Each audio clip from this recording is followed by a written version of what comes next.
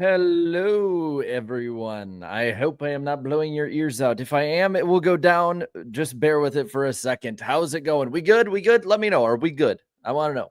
I sound like Peanut from Jeff Dunham, talking about being good. A lot of people have a lot of emotions about that race. It's Talladega. I see Thomas in there saying we're good. All right, we're all good. Let's talk about Dega. I mean, this is, to me, today, I thought that this, honestly, it could have been a little better if we had the finish run the way it could have. But this is about the best of the best that you can get with Talladega. Overall, I thought the racing was really good and really fun.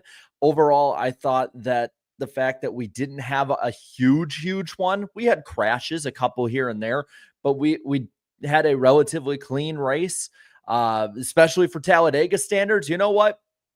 I personally thought it was pretty good. Let me know out of 10. What did you think of this race? We do not have the official results. And apparently it's trending all over X right now. Thank you, Brony24 ever. Some saying a banger. I'm seeing 8s in here. I'm seeing 7s. I'm seeing some that are -21 because they don't like, as they call them, the big bully. 5, -21. 9, 8. I personally thought it was a good race. I'd personally give it about probably an 8 or a 9. Obviously, I would have loved to see the finish, but I think that NASCAR made the right call with that caution. Zillage hit the wall really hard. You never want to, back too much off, especially that far from the finish when it comes to making sure that he's okay. But overall, pretty fun day. And we'll read all those super chats after we talk about the race itself. Be sure to lick that like button, subscribe if you're new. We do this after every race. We're going to do it after tomorrow's race. We're going to be live tomorrow before the Cup race. So be sure to come on in, have some fun. But let's talk about this Xfinity race. So 2025 Ag Pro 300, 113 laps, 5 cautions, 26 laps. Under caution, 22 lead changes, I believe. We do not have at least the time of the race. The unofficial results, at least as updated on NASCAR.com, I will at least try one more time to re-up it. And it has re-upped. They have the top 3 confirmed as Austin Hill, then Jeb Burton in second, then Jesse Love in third. From there, it's all over the place. We have Allgaier in the 4th position. In 5th, Matt DiBenedetto. How about that? Matt DiBenedetto, if I can spell his name right on this end, for Viking Motorsports, Skoll DiBenedetto. Then you got Anthony Alfredo in the 6th spot.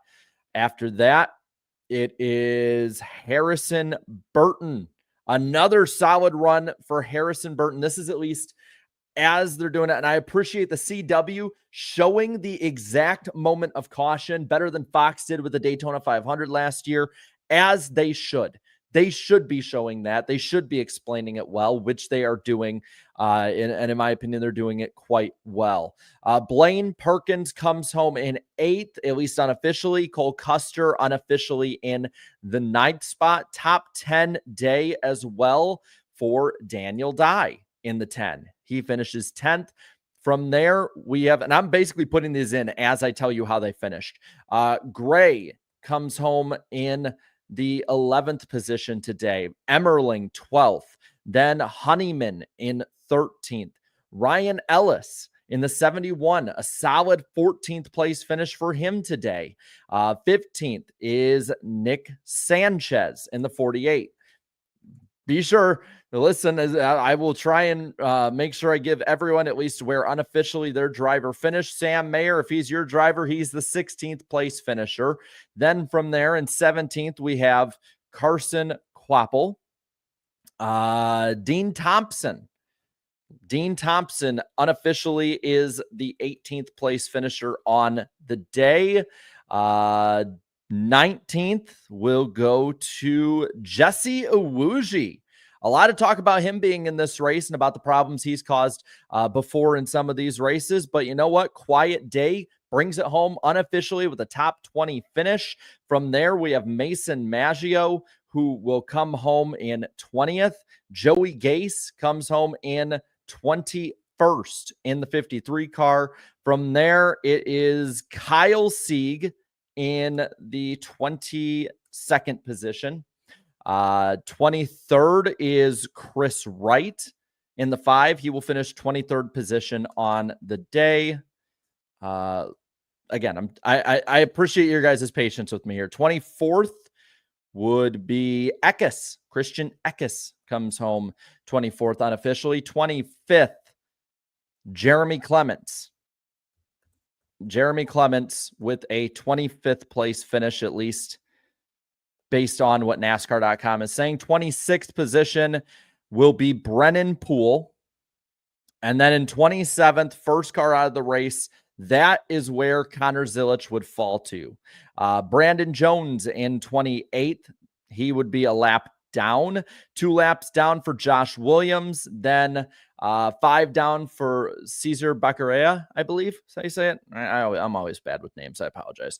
Sammy Smith, 31st, last one on track. He finishes 6 laps down. Out of the race, Jeffrey Earnhardt in 32nd, Eric Almirola, 33rd, Catherine Legg, 34th, Greg Van Alst, 35th, 36th for Ryan Sieg, William Sawalich, another terrible run, 37th, and Parker Retzlaff last today. I'm going to put the unofficial results up there. Again, I appreciate your guys' patience with me, at least trying to get it correct. And get this. This will unofficially be the margin of victory because they don't count it at the moment of caution. The moment of caution, it goes down as just caution margin just because of that. But at the finish, at the moment that they hit the light, froze the field, it says, at least on NASCAR.com, that the margin of victory would be 1/1000th of a second. So there is that. All right, let's talk about it. Let's talk about the finish. I think that's what everybody wants to talk about to start with. Then we can talk about wrecks, and we can talk about the racing. We can talk about everything else. We have plenty of stuff to go over. And Lord knows, I like to yap about race cars. So Austin Hill finally breaks through. And I'm sure you guys are just very happy. Aren't you guys happy? Yes. And I see there is post-race on a lot of CW affiliates still. So I like that. I very much like that. You know what? We're going to put a poll up, because there's a lot of people in both ways, who are kind of like Jeb Burton. Jeb and saying that no, it was not Hill that won, it was the 27 that won. So go for it, man. I'll put the poll up. Who do you think won this race, 27 or 21? I'm gonna say this. I think that the initial angle they gave was a bad one, obviously at it, but when you look at the angle coming into turn 3, I think it really was the 21. I think that NASCAR did get this call right. I know people don't like that, but this is Talladega in a nutshell. Controversy galore, as it will. There's a lot of them in there. I mean, again, the camera's not straight on. So either way you look, it's going to look at one angle like the 21 was ahead, at one angle like the 27 was. I don't think that they have a mad conspiracy out to give Austin Hill the win. And I agree, it probably will be a very biased vote. But I'll say this, there's a lot of justice for Jebs in there. I get it. I get people being upset. I get why people don't like Hill and the 21 team and RCR and all of them. But I just want to focus for a moment on Jeb Burton. I feel for him. I really, really do, because you could hear it in his interview, just the absolute drain of emotion that he had from that. Any updates on Connor? They did say that he got out of the car on the broadcast. And I do agree, Dirty Def. I don't like races ending like this either, but I'm looking right now at the crash on my TV over here, and that is an incredibly hard hit, and they do need to be there, on scene. The replay, at least on the CW right now, is of Connor Zilisch getting out of the car, walking away. He's probably been shook up a bit. I'm not going to say that he's perfectly fine. It looks like he took a bit to get out. But he did walk on his own power away from the wreck, which is what we want to see. I will argue that, with very hard crashes like that, when it's like car spinning or it's, like coming out of the final corner or whatever, sure, especially like in Atlanta, like the Atlanta finish at the end of the Cup race, like I get that argument. But Talladega, you got a whole nother mile of racing. Pack's still going by. That's an incredibly hard hit. He said his back hurts. If that is true, I definitely think that that's the case. But I'll say this. He was making late blocks all day long. And I'm not saying that, he had it coming or anything, but more that we could see this coming. The 88 all day long was incredibly aggressive, and that kept him up towards the front a lot. But some of those crashes he made were very rough. And thing is, I'm not going to speculate on anything. I know people are talking in the chat. I don't want to speculate on people's, health. That's just that. I know, people can already question whether or not I know much about racing or not. You be the judge.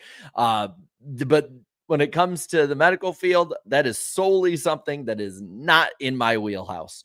But he was making those blocks all day, and there was just that little bit of a bumper hook. I don't think it was anything egregious. I just think that it was, a little bit too late. Again, yes, we will not do reckless speculation on people's health. That's where the reckless speculation ends, at least for the time. Now, let's see. I'm just looking at any updates that people have. Again, talking about the finish itself. It sucks. Like, I get it. It sucks having a race end under yellow, but sometimes that happens. And this is any motorsport, any sport. You're never going to get that amazing finish every finish. Some races, somebody runs away with it. Some races end under caution. It's like if you want to do the stick and ball comparison, sometimes the game ends in a kneel down or ends in a strikeout. That's just how it goes. I wish they could have run it back to the line. I think that having the safety aspect that far away lengthwise from the finish line, that NASCAR, I think, had no other choice. But it sucks. I mean, I will admit it. I get people being pissed off about it. I'm seeing people in the chat talk about others being pissed off. I'm looking on Twitter right now, and there's just so many damn crashes at the end of these races. I know that there's probably some, and there's probably like last year or something like that, but it's like, how many of these races these days end with somebody crashing or a green-white checker or multiple green-white checkers and stuff like that? And it's like, I just want to see a race to the finish. I get it. I get this time, and I get most times. It just sucks. It does. It sucks. And I see a lot of people upset with it. As for the poll, it's back and forth. You guys are split 50-50 mostly down the middle. 52-48 now, but it'll go back and forth. We'll keep that poll running for a while. But I'll say this, for Austin Hill, this was kind of the last super speedway barrier to break through. He had sucked at Talladega for some reason. He'd ran well, but he always sucked in how he finished. Breaking through now, and the amount of wins he's had, laps led, all of that, this is the way that he fully cements himself on that top list. I know it's frustrating for people. I know people don't like him, but you have to admit RCR, like, they have it on lock. They have the Xfinity Series on lock. I mean, it is, we say it every time that there is one of these kind of races. It is just complete belt ass. I mean, it is just whipping the field completely almost every single time. I think they said they led like 69, 70 laps. I guess nice or more than nice. They led a ton of laps in this race. And I think, honestly, the 21 probably wasn't the best car today. That's the part that's amazing, is that they're still good enough, though, that even when they're not the best car, they still win. I think the 2 was the best, though. So it's probably first and second best. As again, going back to the Jeb partners one more time, though, I do feel so bad for him. I really do, because to for a few moments there, at least on NASCAR.com, on the broadcast, everywhere you looked, it said the 27 had won. And you have to think that got relayed over, like, hey, it says we're in front right now. We're waiting for the call. And to probably know that in the car. I will admit I was not listening to the in-car audio. But you have to think that, and more than likely hearing that in the car, and then being that close, thinking you're ahead based on how you were looking at it and whenever the light came on, it has to be the biggest freaking gut punch. Like, I can't think of a way to have a bigger gut punch than to think you had the win and then think it just got stolen from you. And that was exactly the vibe that he was given during that finish, is that he felt like this race was stolen from him.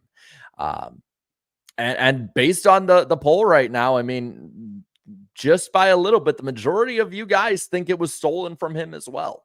And I could just ask you, just spam in the chat, because I'd like to see, like, just how you guys are. Spam in the chat, 27 or 21. I'm be very, very interested to see how it looks. And yes, Brennan Poole. Margin of victory, technically under caution is the margin of victory listed, but on NASCAR.com, it has it by 1/1000th of a second when the caution came out. So, and yeah, I mean, I'm watching you guys, 21s and 27s, and it's pretty much even. I'm gonna be honest though, I think the 21 was ahead. They were not the greatest angles they showed, but you could still pretty much tell it was the 21. I get that first angle, it looks like the 27's ahead, but that's also the angle you're looking at. When you're looking at an angle at them in front of you, the one in the foreground will always look further ahead than they actually are. At least on my end, and I know I'm like a minute behind, but Zilich being interviewed on the CW, I'm not going to turn on the audio, but he's at least smiling. And so I get that Eric Jones was. I know people are going to talk about that. But that's great to see.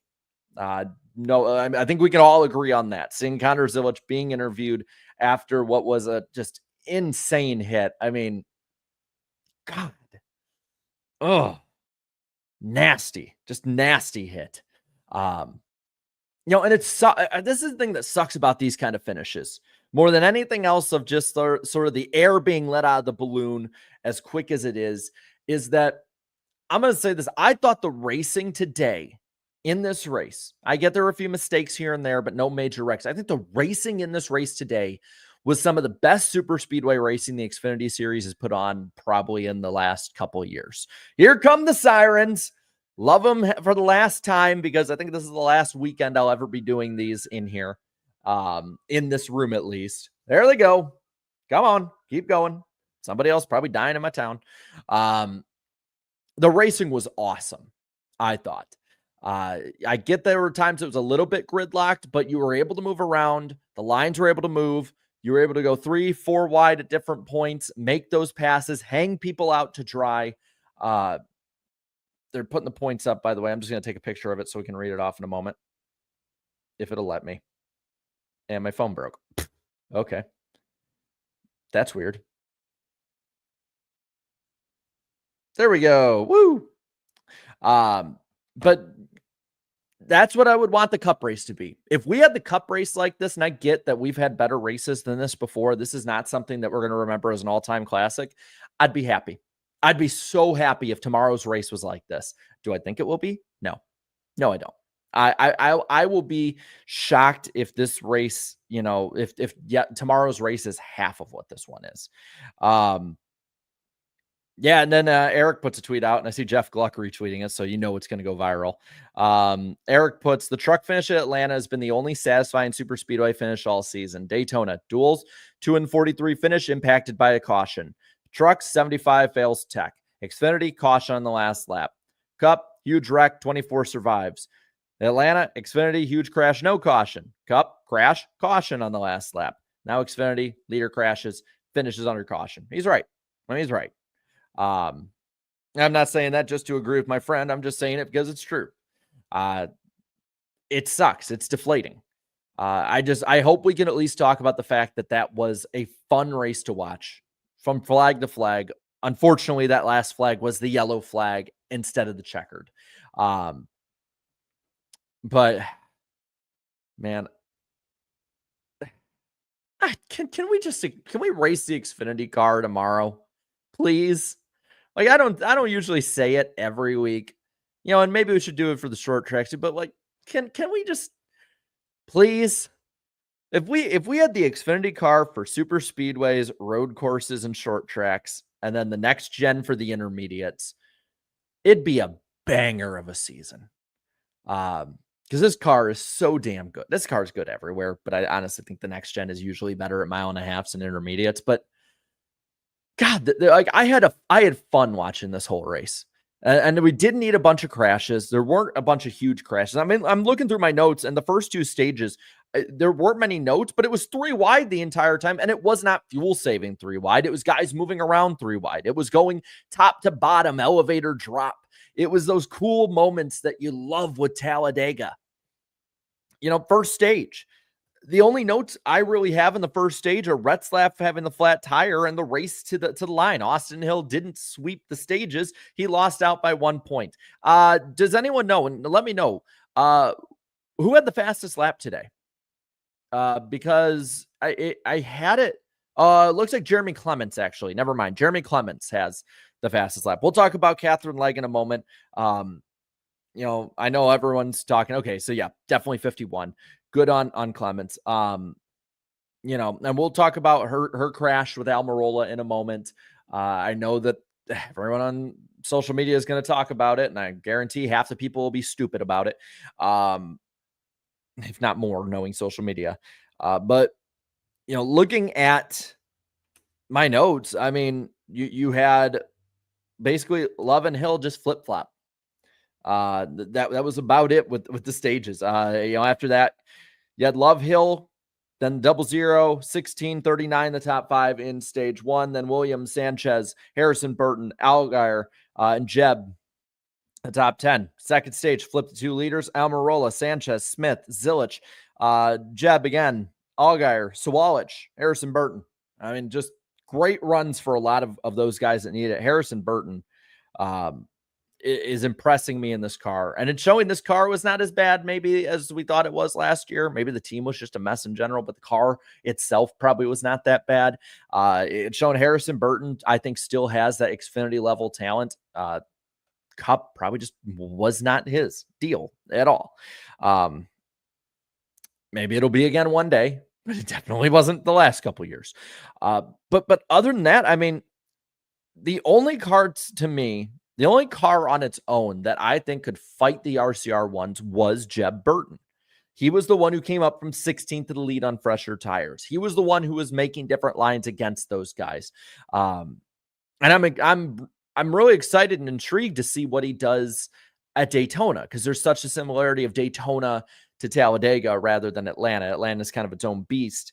The JRM cars as a whole working together were good to work against the RCR duo, but they had to have those numbers outnumbering them.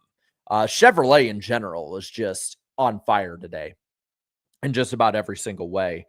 We had green flag pit stops too, and we didn't have any major problems happening in those. What the problems were Sawalich having a blown engine, who's now going to sink even further in the points.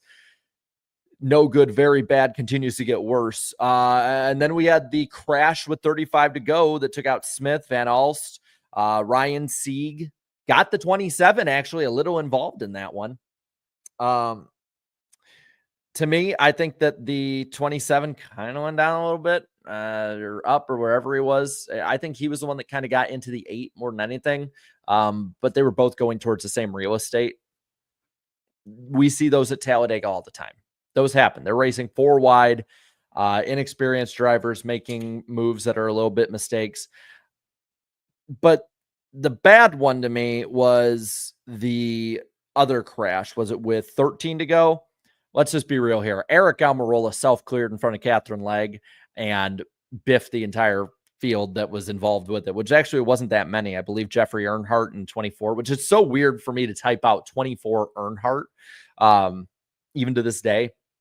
Brandon Jones also involved. I'm sorry. I know there's going to be those people that are going to be trolling and saying that it was Catherine Legg. I know there's going to be those idiots that are serious and think that she did that. Listen, I was critical of her for the Phoenix one. I was definitely critical last week with Rockingham. That wasn't on her at all. I mean, we saw Daniel Suarez do the same thing to BJ McLeod last year. And we were all pretty, well on the same page to say that was a dumb move by the 99. This was a dumb move by the 19. Yeah. Oh, geez. Hamlin Fanatic is right. 24 Earnhardt Toyota. Oh, somewhere in like rural North Carolina, an Earnhardt fan's head exploded.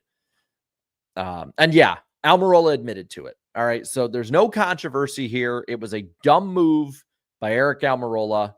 I put Custer in the 00. All right. We'll change that up really quick. I knew I had done something wrong. Thank you. Thank you for letting me know. I appreciate it. There you go. Oops. Yeah, but I know somewhere in rural North Carolina, an Earnhardt fan's head exploded from that. If you had told somebody, I think somebody actually might be saying, yeah, if you had told somebody in the 90s that, they'd be like, that doesn't sound American. Yeah, so no controversy here. The controversy, we can save it for the finish. But overall, I mean, the racing throughout the final stage too, the intensity, you felt it keep ramping up over and over and over. Whether it was after that first caution, you had Hill falling back multiple times, then having to work his way up. Love fell back. There was a point in the last, I think, 20 or so laps where somebody would go up and they'd get cycled out like 2 or 3 consecutive laps. Which again, smart racing by the guys up towards the front, getting rid of those faster cars that could control the lines better. But ultimately, those RCR cars and the JRM cars, they were the class of the field. The RCR for sure was, but JRM. See, this thing, I said the same thing about Haas, and I don't know. I don't think it was true in this one. Haas was almost at the level RCR was at Daytona. They just weren't there. But they were close. This one, JRM actually felt like they were close. And part of it is they have the numbers. They have the numbers 2 versus 3 or 4, depending if they enter somebody else in one of these races, 5. They're going to have the numbers over them. But I will say, at least for Hill, he felt beatable. Like he felt unbeatable at Daytona before the issues happened. And then Love came up and he felt unbeatable. Love, I think, was just as strong as he's ever been here. I think Talladega is his better of the super speedways, but I thought Hill felt way more beatable than before. He actually needed a bit more help rather than just, I'll do it myself, Thanos style. Which, if you all want to have some fun tonight, if you want to edit a meme of Austin Hill as Thanos and send it to me on X at Ice Titan 80, I will retweet it as long as it's appropriate. Like, I totally will. Because I just thought of that visual and I think it'd be really freaking funny. But I think if anyone is to consistently beat RCR, it's probably going to be JRM. It's probably going to be Junior Motorsports because, again, like I said, they have the number side of it, but at the same time, they do still have that speed. I don't want to discount the speed they showed today. And they have inexperienced drivers that had that speed. So, I mean, you think that the more that Zilich and Kvapil get that experience, with Justin Allgaier up there, those 3 could be very, very difficult to deal with for the next year or 2 that they will be in the Xfinity Series. I do think that it's going to be a lot closer come maybe not Atlanta. Atlanta seems like that RCR has it on lock as long as they don't run out of fuel. But come Daytona and Talladega, I actually think Xfinity races are going to be a lot closer than they have been. Especially by the end of the year. I think you can tell the field is starting little by little to catch up. I know people are like, no, they're just going to stay unbeatable. It sucks. But it's like, no, I mean, we saw this out of Hendrick Motorsports before in Cup, and I'm speaking just in Cup. Dale Earnhardt Incorporated, Roush for a year or so there, Joe Gibbs Racing. Like this is cyclical. And sometimes you have somebody just take that long ass stride of success and domination. But they always come to an end. All empires fall. And especially when it comes to the empires of super speedways and NASCAR, they always do as well. I move over Dale Jr. We have a new super speedway king. I would say that, man. You want to piss off some Earnhardt fans, say that Austin Hill is the greatest Xfinity super speedway driver ever. You're going to piss off most fans, actually. And here's the thing I also want to say. Somebody else can win one of these races, but if RCR goes on and wins the next 1, 2, 3, or whatever of them, that's not ending the domination. That's just, in my opinion, getting one on them. Somebody needs, when I'm saying somebody beats them, I'm saying that JRM could consistently beat RCR at times. But they have not proven they can do it yet. They've proven they can get closer. I mean, hell, they had a JRM car leading the field at the end of this thing. But if Jeb Burton had won this race, this doesn't mean that RCR's domination is over forever. Doesn't even mean it's over. It just means somebody got one on them. So, there's a lot of that. But yeah, I mean, we can talk more points by points of the race, but I think it just gets redundant talking about the same overarching things we're talking about with it. I get why people are pissed. I get people don't like the winner. I get that the racing was fun, and I hope a lot of people also get that the racing was a lot of fun. And I get that tomorrow people are probably not going to be as excited as usual because we're in year 4 of this car. And but hey, I'll tell you what, we'll be live before the race tomorrow. We'll be live after the race tomorrow. It is Talladega week. I'm always excited for especially the spring Talladega race. It's always a ton of fun. And I cannot wait to see you all there. So be sure to subscribe if you're new. We'll do it after every single race. That poll is just fun to watch. Let's get to some super chats here to end it off. First one is from Bobby Blair for the 5. Happened before the show, so I can't pop it on screen, but says small team, low budget. This is their one only real chance to win. Completely understand Jeb's emotions. Again, yes, 100% agree. That team saw a huge payday go out the window as soon as NASCAR called the 21 the winner. Because obviously the win would pay more, but making the playoffs always pays more in each series. The possibility of the added, sponsorship that could come with that down the line. It sucks. It sucks seeing an underdog not win, but we could always see one tomorrow. Marky Mark says that ending works better than most laxatives. Your guys' creativity is amazing. I just want to credit all of you that leave comments or super chats or member chats. Your creativity in your comments needs to be commended because it is also awesome. You're saying I forgot super chats? I'm getting to them right now. Let's see. Alex the Animator says they need to have a race back to the line rule. The problem with that is that there will be instances where it's just too dangerous to. If you look at Dale Jarrett, I believe 2003 at New Hampshire, sitting in the middle of the track, guys racing around him basically praying for his life.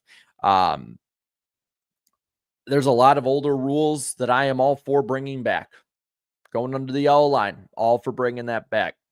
No playoffs, just full season. Would love to bring it back. Hell, I'd even be fine with the chase. Love to bring it back. But that one I think is right to stay in the past. It sucks the way it finishes. But again, not all races are going to finish as bangers. Some races are going to piss us off at the end of the day. Unfortunately, all too many times this is happening at super speedways. But there's no real fix other than the drivers not crashing and throwing late blocks or making dumb moves and stuff like that.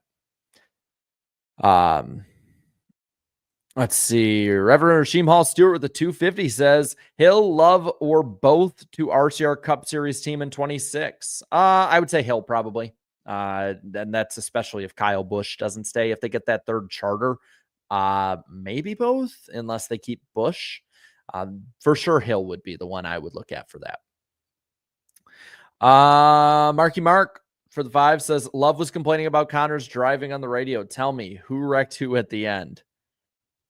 I mean, I think Zilich wrecked himself off the bumper. It's late blocks. It was just too close. I think the 88 did so. Let's see what else. Fred Dog 81 with the troll post. Catherine Legg has led more laps in NASCAR this year than the supposed top 2 in RFK, Buescher and Keselowski. Make of that what you will. I love the troll post. I love even denoting a troll post. AAPCS for the 5 says, this might be controversial, but I think NASCAR made the right call with the yellow. Still hate it ended under yellow. Yes, I think this is the right way to go about it personally. If you're asking me my opinion, I hate it ended under yellow. It was the right call that ended under yellow. I'm just getting sick of the fact these guys keep freaking crashing all the time, That's where I'm at with it. I feel like that's consistent. If this was like right in the middle of the tri-oval and they hit the wall, like, yes, let them race to the line, even before the tri-oval. Once you get into 3 and 4, it depends on how hard the crash is. When you're still in the back stretch, at that point, it sucks, but they're going to throw the caution every time for a hit like that. They should throw the caution every time for a hit like that. And they're not going to bring back racing back to the line. I know people are going to disagree with me. If they want to, if the drivers are okay with it, bring back race back to the line. But I don't think the drivers ever would be. It's fun to do in iRacing, but that's because there's no repercussions for it. Sly Supersonic with the 434 says, I feel for Burton, but Hill was ahead 9 out of 10 race. I feel the same way. Wasted Trash Panda says, what did a caution do for Zilich? Nothing. The AMR truck didn't get there any faster, but what did do was rob us of a finish and cause controversy. Well, the thing is that they're told not to go to the accident until the caution is thrown, because there's still cars racing. They still could get hit, things like that. That's at least a protocol that I'm aware of with it. If they've changed that, then so be it. But no, like the reason they got there when they did was because the caution was thrown when it was. They're not going to go out on a hot racetrack. That's not what they're allowed to do. SW with the 2 says, after this race, I think there will be a bigger one. Probably tomorrow. I believe, if I'm not mistaken, the last 3 Talladega Cup races have had 4 cautions. There's a miscellaneous caution throughout the race. There's your 2 stage cautions and a big ass one.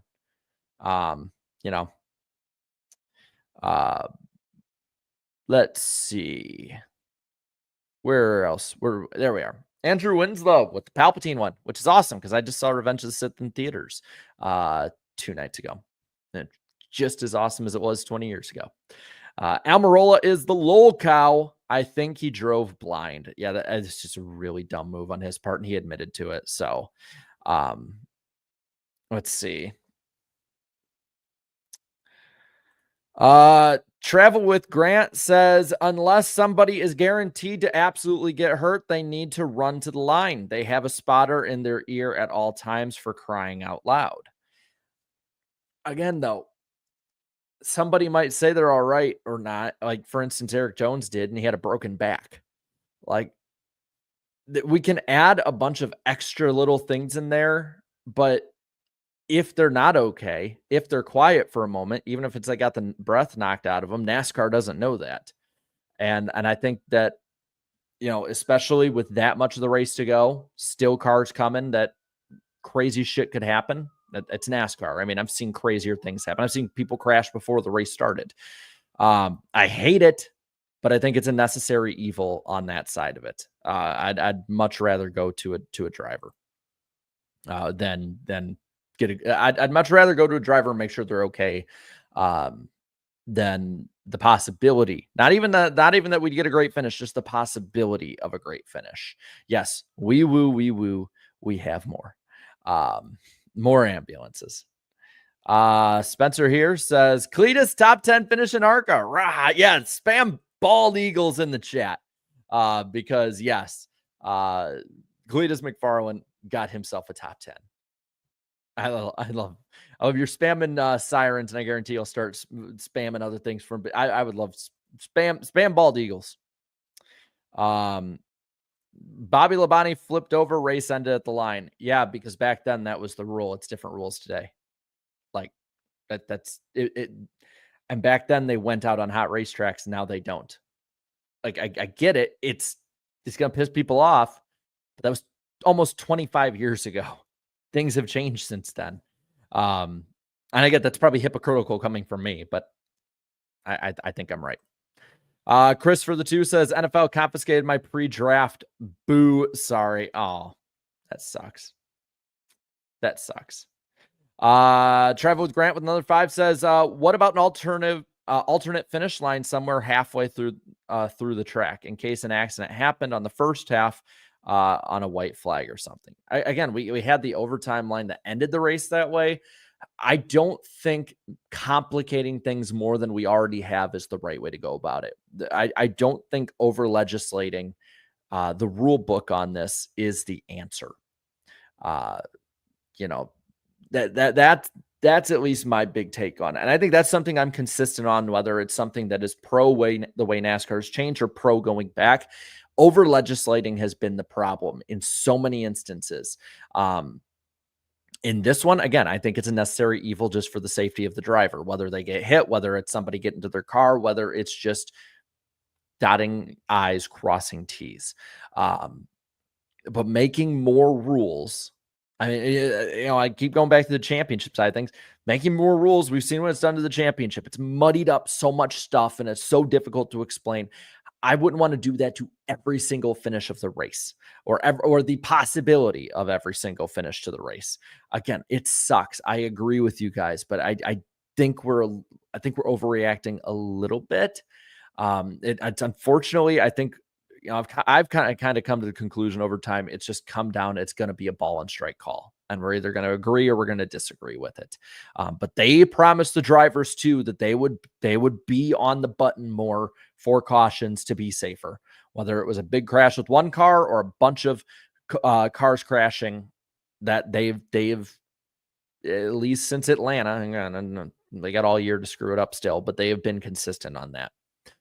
Fred Dog says, the yellow was okay. After thinking about it, my problem is the photos in CW and NASCAR not figuring out how to not piss off NASCAR fans and show a clear result. Yeah, I mean, I think they should have shown better angles, but if there was no better angle, that's just, it sucks. And I don't get why you wouldn't have a better angle at some point. You'd think that we'd have like the aerial cam or something, they'd have like a camera over the track like they always seem to have. That would probably solve a lot of these picture problems. I appreciate the CW and NASCAR explaining it. Could have been done better. But the thing is, you're never going to avoid pissing off fans. Like, we as NASCAR fans will always be pissed off. It is just our nature. It is our nature to be pissed off about everything. It is our nature to hate something until it's gone. It's our nature to want that gone thing until it comes back. And then we complain about why it's back. Look at people talk about North Wilkesboro. Some of the people last week about Rockingham. Like, it's just, I do not envy NASCAR's position of having to listen to a fan base that changes everything on a whim, at least on social media. But hey, listen, if you disagree, all respect to you. Agree to disagree. If you agree, cool. Either way, I still had fun with the race, even if it didn't end well. Probably a lot more fun than I'll have with tomorrow's. But we will be live again before tomorrow's race and after. I don't know what time before, but we'll put the stream up at some point, and then you'll know then. And then afterwards, as we normally do. So be sure to come hang out. We can at least probably enjoy before the race and then talk about the next controversy to come after tomorrow's race. I can't wait to see you there. Thank you so much for coming on in, and have a great Saturday night. I'm going to go and keep on moving stuff over to my new place, and y'all enjoy your Saturday night. Later, guys. Bye.